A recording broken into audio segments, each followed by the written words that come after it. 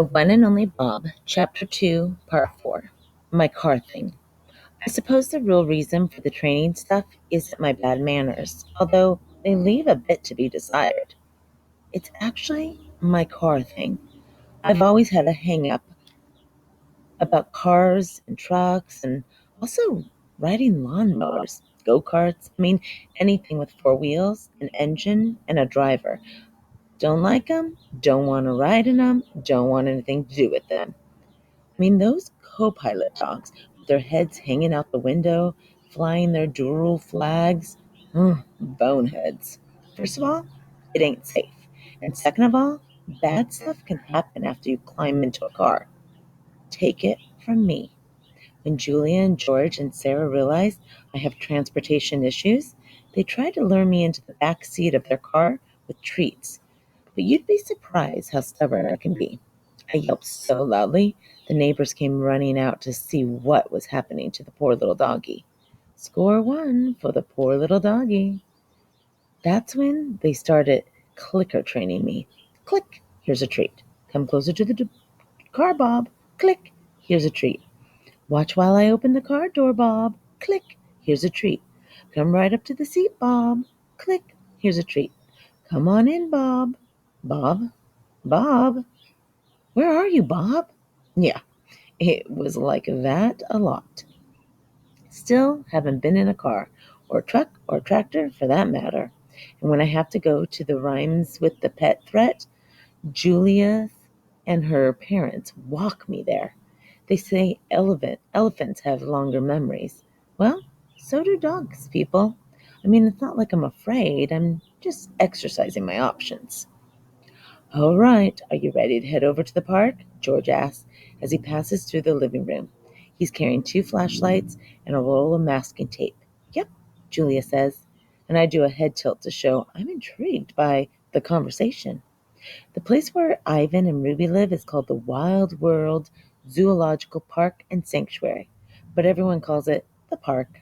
And George works at the park as head groundskeeper, which means I got some sway. And everyone who's employed there loves Julia. Give me a minute. I just need to go grab my coat, says George. All right, straight home after that, though, Julia, says Sarah, just in case the weather gets worse.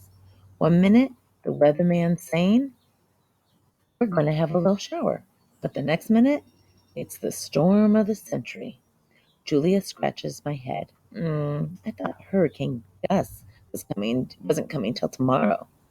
Well, sometimes they change course, says Sarah. They can be unpredictable. All right, George says with a wink. In the old days, the only named hurricane deaths were women. Julia groans. Ugh. It's not just the wind that I'm worried about on this one, George says. It's a storm surge that could be a problem. Flooding.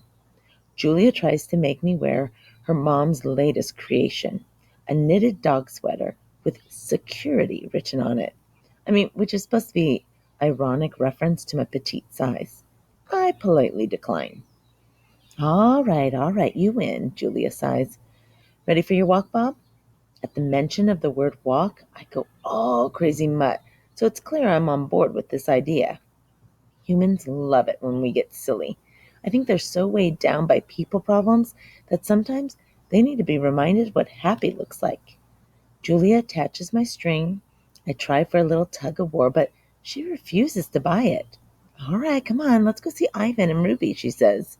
Oh, just hearing those names sends my tail into full wag. I've never met a dog who didn't get a big old grin on his kisser when walk slipped into the conversation. Dogs understand more than you might think. The Nature Channel says we're about as smart as the average human toddler. 2-year-olds. My fuzzy rump, we're a million times brainier than some babbling rug rat. There was a dog on the Man's Best Friend show who supposedly understood like 1,000 human words. Border collie, I think. Those guys need to switch to decaf. The narrator was gushing about this wonder dog, and I'm like, well, duh, brainiac, of course. We understand people. Not everything, mind you, and some of us are more attentive than others. Depends on a lot on how interesting your humans happen to be. I mean, certain words will really cause our ears to perk up. The classics treat, walk, frisbee, bacon. Oh, don't forget the bad words vet, bath, fireworks, vacuum cleaner. Oh, we always hear those. Julie and I wait by the front door while George says goodbye to Sarah. I think maybe the hardest thing for me about being domesticated, a pet, if you insist, is that I can't control my own schedule. If I had it my way, I'd hang out with Ivan and Ruby all day, every day. But unfortunately, humans love their clocks. I mean, dogs, we use the sky to tell the time, like any sensible creature. Sky says it's dawn, time to eat. It's noon, time to eat. It's afternoon, time to eat. It's dusk, time to eat. It's midnight, time to eat. Point is, it's always time to eat. Dogs have a thing for the moon too, like wolves and coyotes and our other relatives. I mean, no calendars for us. Moon looks like a claw.